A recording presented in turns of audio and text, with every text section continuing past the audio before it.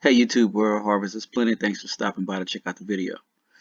Let's take a look at the Bible creation story by reading the Lord's Word. We're going to start in the book of Genesis. Let me blow this up just a little bit for you so you can see this and follow along, or you could open up your own Bible and follow along. Genesis chapter 1. In the beginning, God created the heaven and the earth was without form and void, and darkness was upon the face of the deep. And the Spirit of God moved upon the face of the waters. And God said, "Let there be light." And there was light. And God saw the light, that it was good. And God divided the light from the darkness. And God called the light day, and the darkness he called night. And the evening and the morning were the first day. All right. And God said, "Let there be a firmament in the midst of the waters, and let it divide the waters from the waters." And God made the firmament, and divided the waters which were under the firmament from the waters which were above the firmament, and it was so. And God called the firmament heaven. And the evening and the morning were the second day. Alright, let's continue. Verse 9. And God said, "Let the waters under the heaven be gathered together unto one place, and let the dry land appear." And it was so. And God called the dry land earth. And the gathering together of the waters he called the seas. And God saw that it was good. And God said, "Let the earth bring forth grass, the herb yielding seed, and the fruit tree yielding fruit after its kind, whose seed is in itself, upon the earth." And it was so. And the earth brought forth grass, and herb yielding seed after his kind, and the tree yielding fruit, whose seed was in itself after his kind. And God saw that it was good. And the evening and the morning were the third day. And God said, "Let there be lights in the firmament of the heaven to divide the day from the night, and let them be for signs, and for seasons, and for days and years. And let them be for lights in the firmament of the heaven to give light upon the earth." And it was so. And God made two great lights, the great light to rule the day, and the lesser light to rule the night. He made the stars also. And God set them in the firmament of the heaven to give light upon the earth. That's the sun and the moon, guys. God created those. And to rule over the day and over the night, and to divide the light from the darkness. And God saw that it was good. And the evening and the morning were the fourth day. And God said, "Let the waters bring forth abundantly the moving creature that hath life, and fowl that may fly above the earth in the open firmament of heaven." And God created great whales, and every living creature that moveth, which the waters brought forth abundantly, after their kind, and every winged fowl after his kind. And God saw that it was good. And God blessed them, saying, "Be fruitful, and multiply, and fill the waters in the seas, and let the fowl multiply in the earth." We'll stop right there at 22. That's the Bible creation story. I want to go over that because most people are totally unaware of how God created the earth, created the firmament, created the trees, created the sun and the moon, and all of these things. They fall for the lies that have been told to them, and they never open their Bible. Unless you open your Bible and read it and understand what is being said, you will always be tricked and, hoodwinked by these Luciferians. So I have a friend of mine, and I was talking with him, and he's a Christian. And I asked him, "Hey man, how familiar are you with the Bible creation story?" And he said, "Oh yeah, God created the heavens and the earth." And I said, "Okay, let's read through it real quick." And just like this, we read through it, and I focused on the firmament part. And once he understood the firmament, then I said, "So how can Elon Musk take us to Mars if there's a firmament that's keeping us enclosed within the Earth's atmosphere?" Now there are three heavens. The heaven where God resides, the second heaven where Lucifer and his fallen angels are holed up plotting their world takeover, and then the earth atmosphere, which is the first heaven. And of course, my friend, he went off because, you know, he's a Trump supporter. He believes in Elon Musk. He, you know, owns Tesla stock and all of this other stuff. And he starts going off, you know, because he chose a side.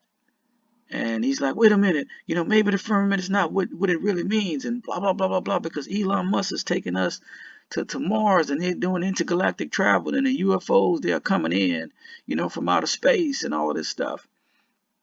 And as I told him, it's the same thing I would tell you guys. What does God's word say? There's a firmament that's there. So either you believe God's word, or you believe Trump and Elon Musk and NASA. You can't believe both. Either you side with God and His word, or you believe these Luciferians. And people want to, you know, they want to play the middle of the fence. And as long as you guys play the middle of the fence and say, well, I'm a Democrat, or I'm a Republican, you will not be able to understand God's word fully, and you will not be able to put on the full armor of God. He doesn't say put on half of my armor. He said put on the full armor of God in order for you to be able to withstand the wiles of the devil or the attacks of the devil. You need the full armor. And I believe, just my opinion, you don't have to agree with me, that if you choose a side, that you will miss a lot of things because you're being selective in your truth. Don't choose sides. The Luciferians control both parties, red and blue, two houses of Freemasonry. NASA was created to hide the firmament and to hide the ice wall. Many of you don't even know anything about the ice wall. Videos are coming up about that too. But there is a firmament, and they've been trying to crack it and punch through it since the 60s. I've mentioned Operation Fishbowl, Operation Dominic, Operation Starfish, and I just wanted to create this video so we could go over it and you guys could have this knowledge entrenched in your mind. So when they come with all this Project Blue Beam, alien invasions, these drones that are flying all over the place, you guys could kind of have an idea of what, you know, shenanigans they're trying to pull. All right, I'll let you guys enjoy the video, and until my next one, may the good Lord continue to bless you and your family.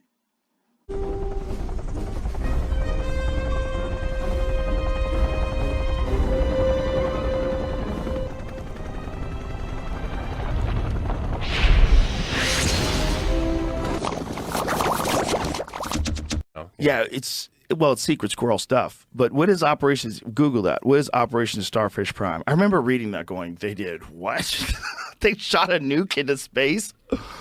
Starfish Prime is a high-altitude nuclear test conducted by the United States, a joint effort of the Atomic Energy Commission and the Defense Atomic Support Agency. It was launched from Johnson Atoll on July 9, 1962. It was the largest nuclear test conducted in outer space, and one of the 5 conducted by the U.S. in space. A Thor rocket carrying a W-49 thermonuclear warhead designed at Los Alamos Scientific Laboratory, and a Mk-2 re-entry vehicle was launched from Johnston Atoll in the Pacific Ocean about 900 miles west-southwest of Hawaii. The explosion took place at an altitude of 250 miles. So is that essentially like where the space station is and all that stuff is? That's right.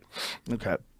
Above a point 19 miles southwest of Johnson Atoll at a yield of 1.4 megatons. The explosion was about 10 degrees above the horizon as seen from Hawaii at 11 p.m. Hawaiian time. So what was the goal behind this? Or at least what was the publicly stated goal behind blowing up a fucking thermonuke in space? Well, I guess they were trying to see if they could open up the radiation in order to go to the moon.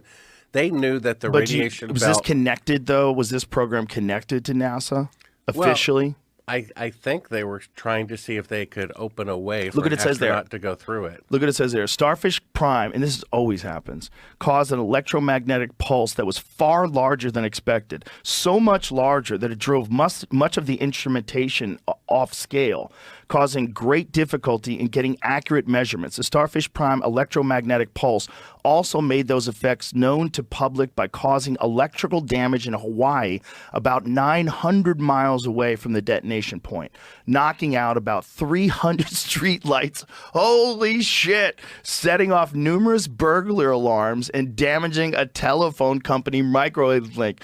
These boys were wild. They just experimented with a fucking nuclear bomb in space and it blew out 300 streetlights in Hawaii. Shut up. Imagine your burglar alarm goes off because the fucking government launched a nuke into space.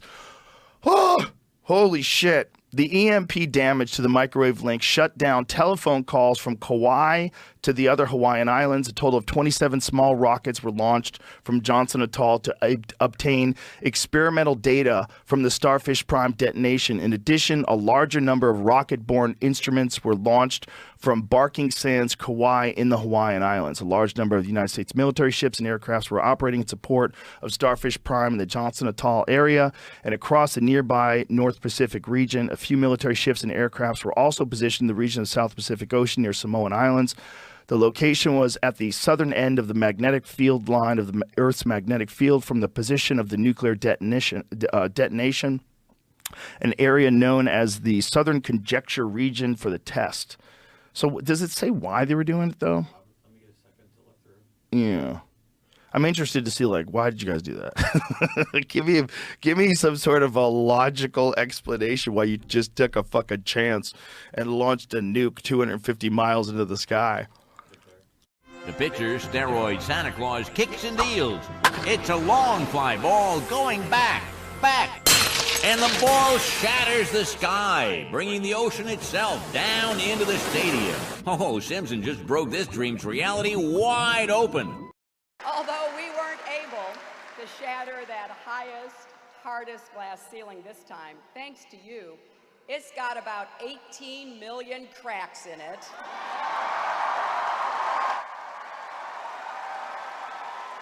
And the light is shining through like never before, filling us all with the hope and the sure knowledge that the path will be a little easier next time.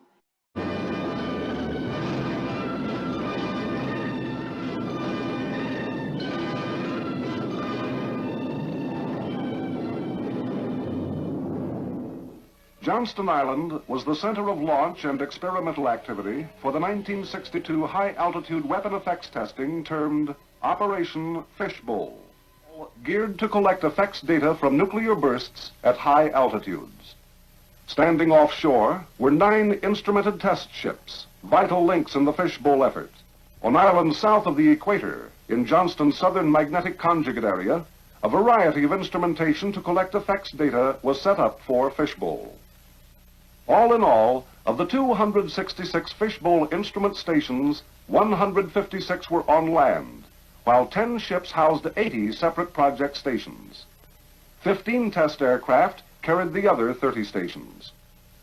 The need for the test work carried on at Johnston and its far-flung array was compelling, for it stemmed from urgent Department of Defense operational needs requiring that high-altitude phenomena resulting from a nuclear burst be defined with simultaneous direct measurements on military operational equipment. For while America had been making rapid strides in other aspects of missile technology, its investigation of high-altitude nuclear detonation effects had lagged due to the 1958 test moratorium imposed shortly after the nation's first look at nuclear effects at high altitudes. From a ship in the South Atlantic, 3 small detonations, known as the Argus series, were launched and triggered aloft for the purpose of examining the Christophilus theory that a long-lived belt of trapped electrons could be artificially created by a very high-altitude nuclear explosion. Other effects on Argus, although measured, were not thoroughly documented.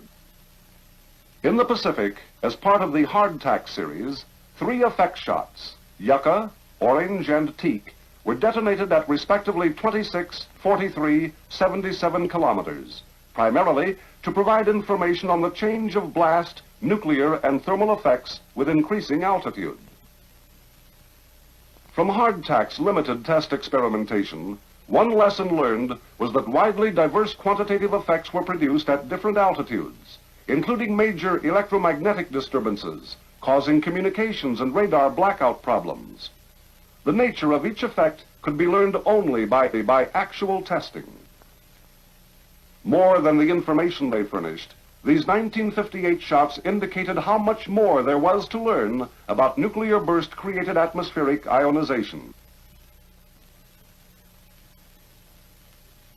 One objective concerned ICBM acquisition, tracking, and intercept problems.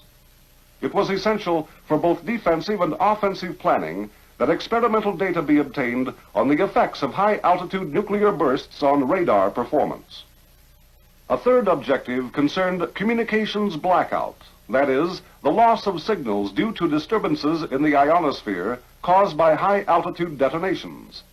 It was necessary to know the ensuing effects on military command and control systems which require long-range communications. These military objectives meshed into the overall Fishbowl objective of gaining a vertical scale of information for various altitudes and yields. Included in the wide assortment of Fishbowl projects were thermal studies on I-burn, investigation of debris distribution, and documentation of the nature and transport of the magnetic field disturbance generated by high-altitude detonations. On Operation Fishbowl, nuclear detonations rent the sky 5 times over the Johnston Island area, each time during the hours of darkness.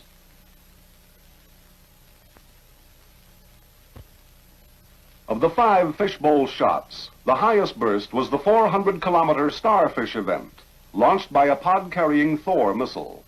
Its yield was 1.4 megatons. In addition to the local phenomena, the transport of bomb debris and other charged particles in the magnetic field produced colorful aurora, arcing into the northern and southern conjugate regions. Checkmate, like Starfish, did not display a well-defined fireball. Checkmate exhibited a moderate aurora seen in both the northern and southern conjugate areas.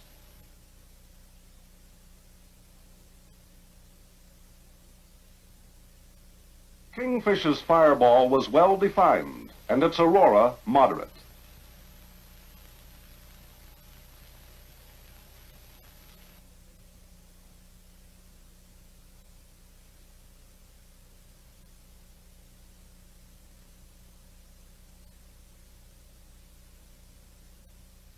Refraction effects from a nuclear burst are of concern in the high-precision target tracking of ICBMs in the terminal phase. Although radar on the damp ship and Johnston Island showed no gross refractive effects from any of the bursts, preliminary results indicate a refractive jitter problem under certain conditions, involving a rapid fluctuation in the apparent angle of arrival of returning radar pulses.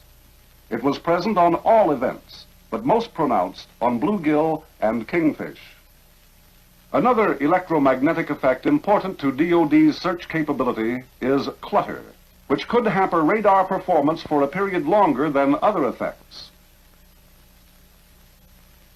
Radar clutter is caused by ionized air, ionized bomb debris, and electrons trapped in the magnetic field.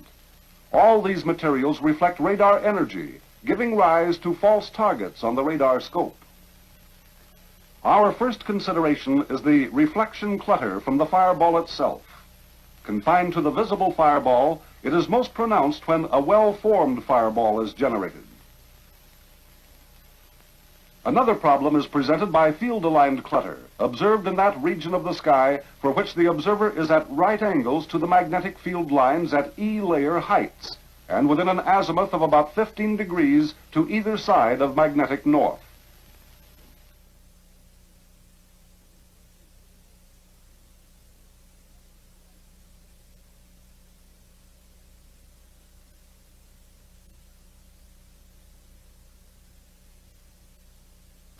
Of the serious electromagnetic effects from the burst, least bothersome to radar performance is noise. Highly sensitive advanced radar systems are adversely affected by the detonation's broadband radio frequency noise, since it reduces the signal-to-noise ratio. In the high-frequency experiments, burst-induced ionization altered propagation conditions, but caused no widespread outage. After the detonation, usable frequencies tended to be higher than pre-burst values. On some paths, propagation conditions were enhanced by the creation of new modes or paths. Almost all conditions had returned to normal by H+2 hours, except on Starfish, where effects were detectable Pacific-wide for 2 days. Checkmate caused some adverse effects on transmission paths within 700 kilometers of Johnston Island for about 30 minutes. Kingfish altered propagation conditions on paths within 2,500 kilometers of the burst point, as well as throughout the southern conjugate area for several hours. Bluegill caused blackout for about 1 minute of certain high-frequency signals whose paths passed within 200 kilometers of the Johnston Island area, with lesser effects observed on these paths for 2 hours. Tightrope produced no observable propagation changes. VHF and UHF communication circuits were not degraded by the high-altitude events. Encouraging results were obtained from a strategic air command experiment, testing its airborne communication system during several high-altitude nuclear bursts. Signals from an UHF transmitter on Johnston Island were received by a KC-135 aircraft in the area and retransmitted to a relay B-47, which in turn retransmitted the signal to Hickam Air Force Base. Communications were not disrupted on this circuit by the high-altitude events. The optical measurements documented the spatial, temporal, and spectral characteristics of UV optical infrared effects associated with the detonations in the burst area, as well as the southern conjugate region. In the POD program, concerned with the evaluation of AICBM damage and kill mechanisms, the pertinent finding to date is that X-ray impulses measured tend to confirm predictions. From the extensive measurements on communications blackout, some tentative conclusions can be drawn. VLF is relatively unaffected. However, rapid and persistent phase changes can be detrimental to navigational systems. LF is generally degraded, especially phase-lock systems such as LORAN-C. HF is extensively degraded, but can be improved by the use of a system for rapid frequency shifting. VHF effects are similar to HF, except for less severe absorption. The UHF line of sight is relatively unaffected. Utilization of all these results must reflect the limitations of the Fishbowl experiment, the fact that all were night bursts, and that the effects were only based on single detonations. The communications problem resulting from multiple nuclear bursts would be serious, but adequate planning and technical sophistication should make it possible to maintain limited communications at all times. Although we weren't able to shatter that highest, hardest glass ceiling this time, thanks to you, it's got about 18 million cracks in it.